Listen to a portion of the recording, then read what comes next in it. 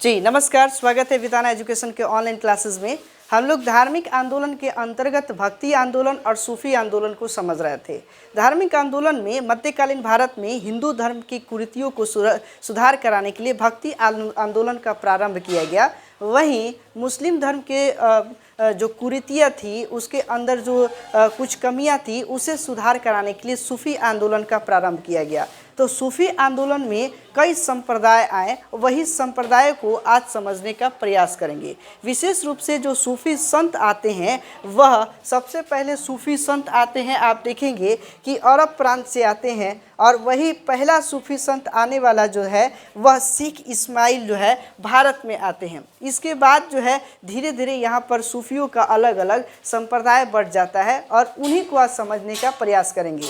लेकिन इस सूफी संतों को समझने से पहले उससे संबंधित जो जरूरी शब्द है जो जल्दी इतिहास में समझ में नहीं आता है उसे जानने का प्रयास करेंगे। सबसे पहले सूफी शब्द का मतलब क्या होता है। सूफी जो है सफ शब्द से बना है। सफ का मतलब होता है सफ़ेद अथवा ऊनी वस्त्र धारण करने वाले व्यक्ति को सूफी कहा जाता है। और इन्हीं सफ़ेद वस्त्र धारण करने वाले व्यक्ति को पवित्र व्यक्ति यानी पवित्रता से संबंधित इस शब्द को कहा जाता है।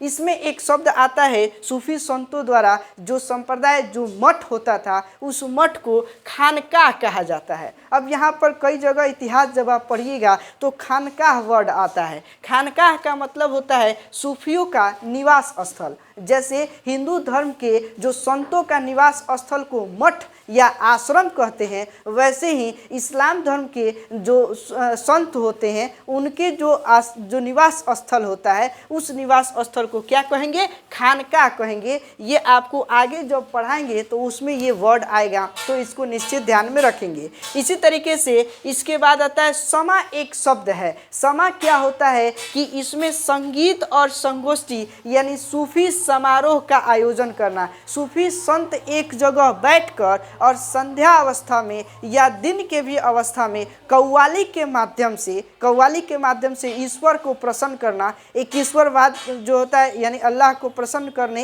यानी भक्ति के मार्ग को प्रशस्त करने के लिए जो कव्वाली गाते थे संगीत के माध्यम से, उसे समा कहा जाता है। जैसे आप कई बार किसी न किसी समारोह में जाते हैं तो हम कहते हैं कि वहाँ पर एक समा बांध दिया गया। समारोह का मतलब वही होता है कि एक आयोजन कार्यक्रम करना। वही समा शब्द जो है संगीत संगोष्ठी से संबंधित एक शब्द है। इस तरीके से मलफूजात एक वर्ड आता है। यह सूफी संतों के द्वारा रचित जो साहित्य है उस साहित्य को क्या कहा जाता है, तो मलफूजात कहा जाता है। जैसे हिंदू धर्म में जो संत लोग जब ग्रंथ लिखते हैं यानी कोई पुस्तक लिखे तो उसे ग्रंथ कहेंगे। वही इस्लाम धर्म के अंतर्गत सूफियों के द्वारा लिखी हुई जो साहित्य है उस साहित्य को क्या कहेंगे, मलफूजात कहेंगे। एक शब्द आता है शरीयत। शरीयत शब्द जो है, हालांकि आप यह जानते भी होंगे, शरीयत जो है इस्लामी नियम या इस्लामिक कानून को शरीयत कहा जाता है।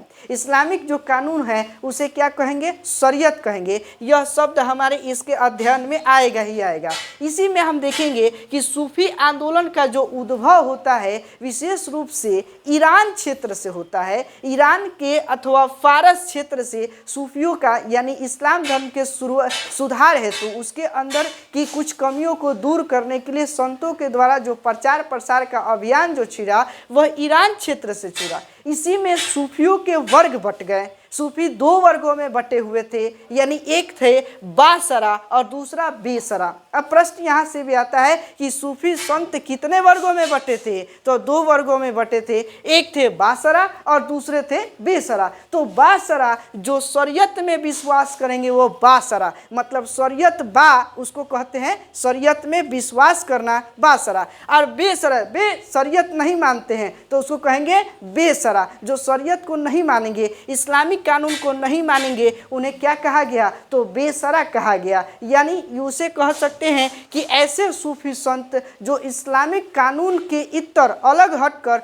और अपना विचार देते थे उसकी कमियों को दूर करने के लिए वह बेसरा सूफी संत के अंतर्गत आए। इसी तरीके से इसके द्वारा आप देखेंगे अबुल फजल के द्वारा लिखित जो पुस्तक है, जो साहित्य है, उसके द्वारा अबुल फजल के अनुसार 14 सूफी सिलसिले की बात कही गई है। देखिए यहाँ एक वर्ड और आया आपको, सिलसिला, यानी सूफी जो संतों का जो है संप्रदाय जो है उसे सिलसिला कहा गया, यानी सूफियों का एक संगठन, ये एक सिलसिला हो गया। इसी प्रकार भारत में कुल 14 प्रकार के सूफी सिलसिलों की बात अबुल फजल के द्वारा कहा जाता है। हालांकि इन 14 सूफी संप्रदायों को पढ़ने की आवश्यकता नहीं है हमारे प्रतियोगी परीक्षा के लिए। प्रतियोगी परीक्षा में उतना ही पढ़िए जितना कि आता है। अब इसमें जितने मैंने बताया प्रमुख सूफी संप्रदाय, इन्हीं को सिर्फ आपको पढ़ लेना है और उसी से निश्चित सवाल आते हैं और उसका आप जवाब देकर आसानी से अपने कंधों पर स्टार को बढ़ा सकते हैं। इधर हम देखेंगे कि चिश्ती संप्रदाय, इसी तरीके से सुहरावर्दी, फिरदौसी, सतारिया, कादिरी और नक्शबंदी, इन्हीं सूफी संतों के बारे में, सूफी संप्रदायों के बारे में जानना है और यह संप्रदाय को यहाँ पर सिलसिला कहा जाता है।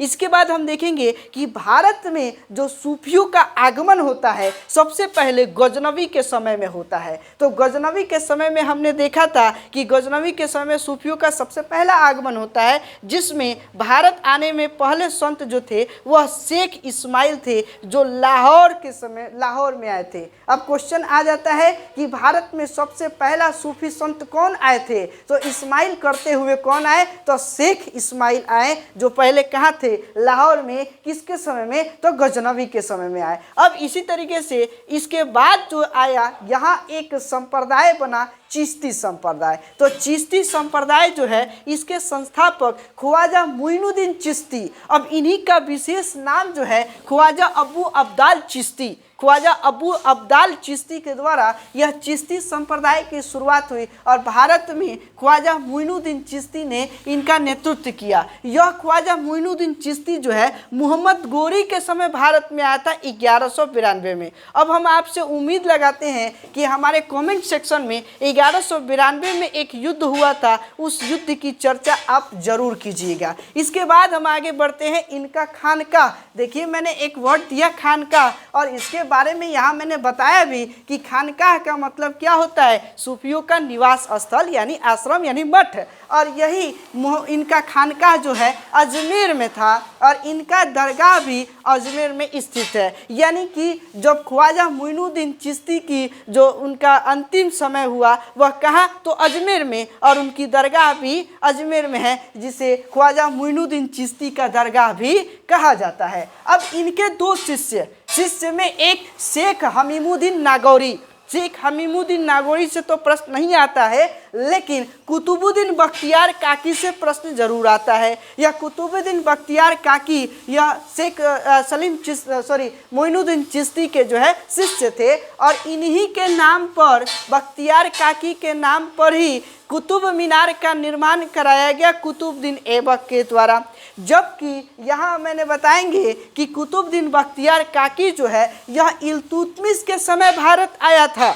इल्तुतमिश के समय भारत आया और कुतुब मीनार इसी के नाम पर रखा गया, कुतुब बख्तियार काकी के नाम पर। अब इसके बाद आते हैं बाबा फरीद। बाबा फरीद जो है इनका पूरा नाम शेख फरीदुद्दीन गज ए शकर, यानी शेख फरीदुद्दीन गज ए शकर बाबा फरीद का पूरा नाम आता है। इनसे भी प्रश्न आ जाता है प्रतियोगी परीक्षाओं में, क्योंकि इनके उपदेशों को सीधे गुरु ग्रंथ साहिब में लिखी गई है।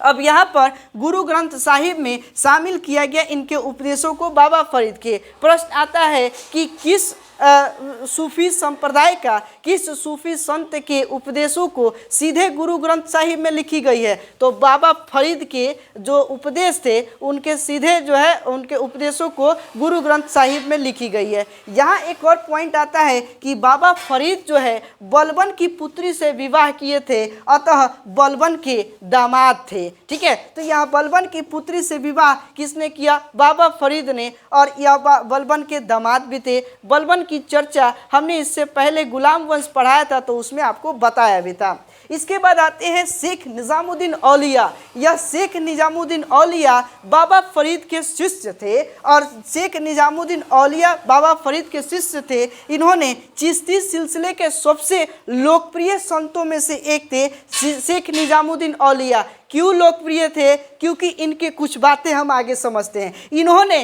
गियासुद्दीन तुगलक को कहा था दिल्ली अभी दूर है। इन्हीं का स्टेटमेंट है कि कहा था दिल्ली अभी दूर है। क्यों? क्योंकि गियासुद्दीन तुगलक यह शेख निजामुद्दीन औलिया को कहे थे कि तुम दिल्ली से निकल जाओ, क्योंकि तुम जो है गियासुद्दीन औलिया तुम जो है शरीयत को नहीं मान रहे हो, बेशरा यानी इस्लामिक कानून को नहीं मानते हो, इसलिए तुम्हें दिल्ली से निष्कासित किया जाता है। तो शेख निजामुद्दीन औलिया क्या कहते हैं कि दिल्ली अभी दूर है। बात समझिए, दिल्ली अभी दूर है किसने कहा था? तो शेख निजामुद्दीन औलिया ने कहा था। किसको कहते? तो गियासुद्दीन तुगलक को कहते। और यह एक और स्टेटमेंट आता है कि शेख निजामुद्दीन औलिया किसी के दरबार में नहीं जाते थे। हालांकि इधर हम देखेंगे चिश्ती संप्रदाय के कोई भी ऐसा संत नहीं है जो दरबार का जो है दरबारी के रूप में रहा। वह घूम घूम कर प्रचार प्रसार किए।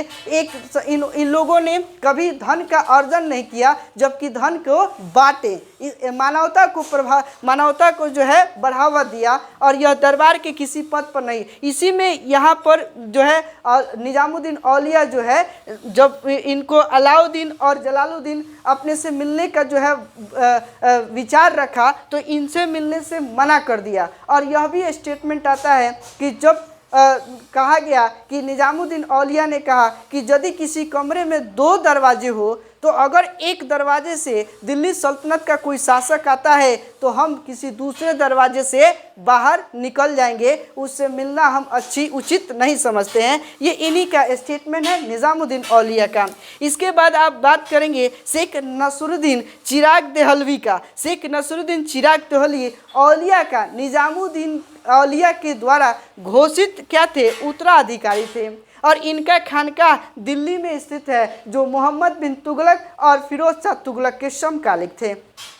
तो यहाँ तक उम्मीद है कि आप समझ गए होंगे। और इसी चिश्ती संप्रदाय में एक और आपको चिश्ती संप्रदाय को समझना होगा, शेख सलीम चिश्ती को। यहाँ से भी क्वेश्चन आ जाता है। शेख सलीम चिश्ती का खानका फतेहपुर सीकरी में स्थित है। फतेहपुर सीकरी जो दिल्ली अर्थात दिल्ली नहीं उत्तर प्रदेश के आगरा क्षेत्रों में स्थित है। फतेहपुर सीकरी में इनका जो है खानका यानी मठ यानी आश्रम था। और यह किसके समकालीन थे? तो अकबर के समकालीन थे शेख सलीम चिश्ती। कहा जाता है कि अकबर का जब पुत्र रत्न नहीं हो रहे थे तो अकबर से शेख सलीम चिश्ती के दरबार में गए थे। तो इनके बाद जो है इन्हें पुत्र रत्न की प्राप्ति होती है, जहांगीर, जिसे सलीम भी कहा जाता है। इन्हीं के नाम पर सलीम भी कहते हैं। इसी तरीके से अगला जो आते हैं सुहरावर्दी संप्रदाय। सूफियों का एक अलग संप्रदाय चल रहा था, सुहरावर्दी संप्रदाय। और इसके संस्थापक शेख शिहाबुद्दीन या जियाउद्दीन सुहरावर्दी है। यह चिश्ती के बाद भारत में दूसरा प्रमुख लोकप्रिय जो है संप्रदाय के रूप में सूफी संप्रदायों के रूप में आए थे। इसका प्रभाव क्षेत्र सिंध प्रदेश में विशेष रूप से रहा। और इसके बाद शेख बहाउद्दीन जकारिया यही सुहरावर्दी संप्रदाय के ये भी थे। और भारत में सुहरावर्दी सिलसिले का प्रचार प्रसार इनके द्वारा कराया गया। इल्तुतमिश ने इन्हें शेख उल इस्लाम पद दिया था। यानी यह लोग जो थे सुहरावर्दी संप्रदाय जो है यह किसी राज दरबार में अब रहना शुरू कर दिए थे। और यही दरबार के रूप में शेख बहाउद्दीन जकारिया जो थे इल्तुतमिश के दरबार में रहने की वजह से इन्हें शेख उल इस्लाम का पद मिला। इसके बाद देखिए, यदि आप बिहार संबंधित कोई एग्ज़ाम देते हैं, जैसे बीएसएससी का एग्ज़ाम देते हैं या बीपीएससी का एग्ज़ाम देते हैं, तो उसमें ज़्यादातर प्रश्न आते हैं फिरदौसी संप्रदाय से। तो यह इम्पॉर्टेंट है, इसे ज़रा गौर से समझेंगे। फिरदौसी संप्रदाय जो है इसके संस्थापक शेख बदरुद्दीन समरकंदी, यानी समरकंद एक प्रांत है जो ईरान क्षेत्र में है। और वहाँ के संस्थापक शेख बदरुद्दीन समरकंदी ने यानी फिरदौसी संप्रदाय की जो है सूफियों का एक संप्रदाय स्थापित किया, जिसका प्रभाव क्षेत्र बिहार के राजगीर में रहा। देखिए, बिहार से संबंधित प्रश्न पूछ देता है कि बिहार में किस सूफी संप्रदाय का सबसे ज़्यादा प्रभाव रहा? तो फिरदौसी संप्रदाय का। बिहार में किस प्रांत में? तो राजगीर में। और यहीं पर इनके जो प्रमुख संत थे यह थे सैफुद्दीन याहिया मनेरी। अब क्वेश्चन आता है कि सैफुद्दीन याहिया मनेरी किस संप्रदाय से संबंधित थे? तो सूफी संत थे और वह फिरदौसी संप्रदाय से संबंधित थे। और दूसरा हुसैन बल्खी, यह हुसैन बल्खी भी जो थे यह प्रमुख संत थे फिरदौसी संप्रदाय से। तो यहाँ एक पॉइंट आता है आपके बिहार संबंधित किसी एग्जाम में, तो इसे जरूर ध्यान रखें। इसके बाद आते हैं नक्शबंदी संप्रदाय। भैया नक्शबंदी संप्रदाय जो है ना, इन सभी संप्रदायों से अलग है। यह सब जो है आप देखेंगे कि यह बेसरा संप्रदाय है, यानी शरीयत में विश्वास नहीं, लेकिन नक्शबंदी संप्रदाय बासरा संप्रदाय है। यह शरीयत में विश्वास करेंगे और इनके संस्थापक ख्वाजा बाकी बिल्ला या ख्वाजा बाकी बिल्ला ने नक्शबंदी संप्रदाय का जो है शुरुआत किए और यह सर्वाधिक कट्टर सिलसिला था, यानी सिर्फ इस्लाम धर्म के जो है समर्थन में थे और इस्लाम को, इस्लामिक कानून को का ही प्रचार प्रसार करने का काम किए। और इसका सबसे ज़्यादा प्रमुख जो है केंद्र जो था, मुख्य केंद्र कहाँ था, तो वह था कश्मीर में। औरंगजेब इसी सिलसिले से संबंधित था और यही आप देखेंगे कि जब औरंगजेब का शासन आता है और यह नक्शबंदी संप्रदाय से प्रेरित होने के बाद यह क्या होता है कि संगीत और नृत्य का विरोध होने लगता है और इन्हीं के समय में, औरंगजेब के समय में ही चित्रकारी पर भी पूरी तरह से प्रतिबंध लगा दिया गया था। तो उम्मीद है कि आपने सूफी आंदोलन के प्रमुख सूफियों के बारे में आपने विशेष रूप से समझा। हमारा अगला वीडियो क्लिप इससे संबंधित आपसे कुछ टेस्ट होंगे और उसे आप ज़रूर ध्यान से देखेंगे और इसके बाद हम लोग पढ़ेंगे मुगल वंश को, जो विशेष रूप से इतिहास में इम्पॉर्टेंट होता है आपके किसी भी एग्जाम से संबंधित। अगर आपको हमारा वीडियो पसंद आता है तो वीडियो को लाइक करना ना भूलें, वीडियो को शेयर करें अपने दोस्तों के साथ। और जैसा कि मैंने क्वेश्चन पूछा था आपसे 1192 में क्या हुआ था, इसका डिटेल्स हमें कमेंट सेक्शन में ज़रूर देंगे। मिलते हैं अगले वीडियो के साथ। धन्यवाद। Thanks a lot.